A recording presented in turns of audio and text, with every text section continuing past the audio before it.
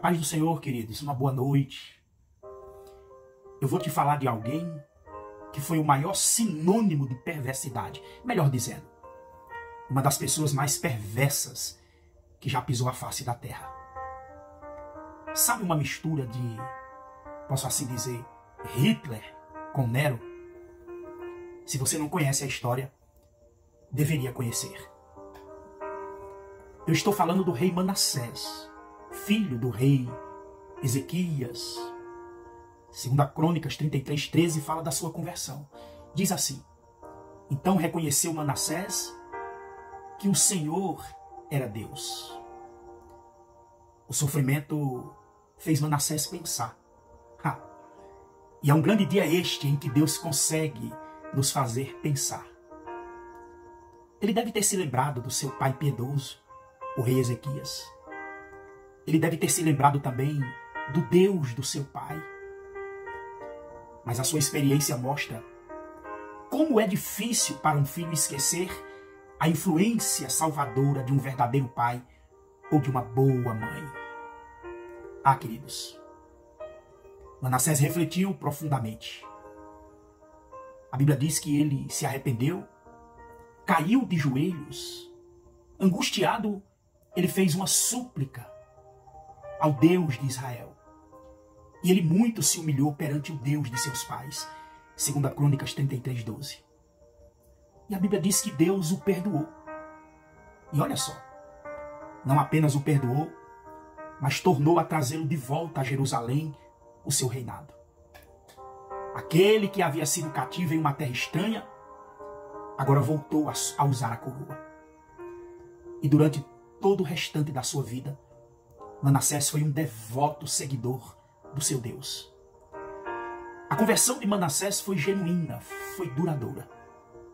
E ele procurou desfazer os males que havia cometido anteriormente. Manassés destruiu os altares que havia erigido aos deuses falsos. Manassés, ele tentou fazer com que o povo retornasse à verdadeira religião. E qual foi o resultado? Esse arrependimento notável, embora veio demasiadamente tarde, para salvar o reino da influência corruptora de tantos anos, de tantas práticas idólatras praticadas por Manassés. Durante o seu tempo de ignorância, de pecado, muitos haviam tropeçado, caído, e não conseguiam se levantar mais.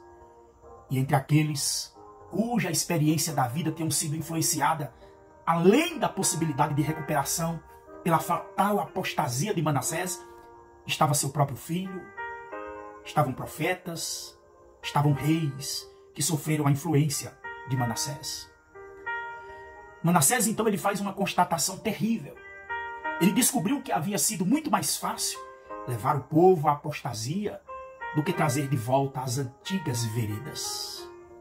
Sentiu-se impotente para reerguer a nação arruinada espiritualmente por sua culpa. Manassés não foi capaz de salvar o próprio filho, o qual se tornou idólatra até o fim da sua vida. A lição que eu trago com essa história é a seguinte: preste atenção. O arrependimento nos conduz à salvação. É bem verdade. Mas há uma coisa que o arrependimento ele não faz. Escute. Ele não nos salva das consequências temporais do nosso pecado. Olha que lição. Podemos sair para o mundo e semear joio durante 30, 40, 50 anos. Escute. Se nos arrependermos, Deus ele nos perdoará.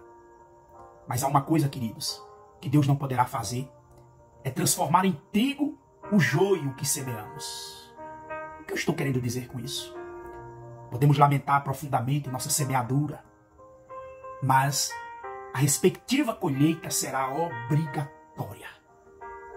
Manassés foi salvo, apesar de ter levado à perdição homens e mulheres devido à sua influência pecaminosa. Uma influência que não pôde ser revertida.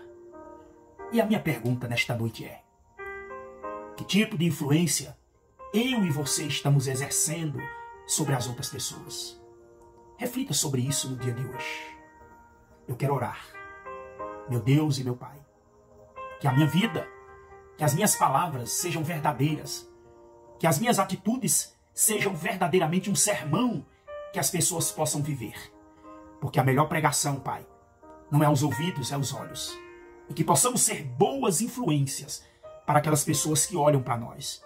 Que possamos ser influenciadores do bem e não do mal. Em nome de Jesus. Amém, queridos? Deus abençoe a sua vida e a paz do Senhor.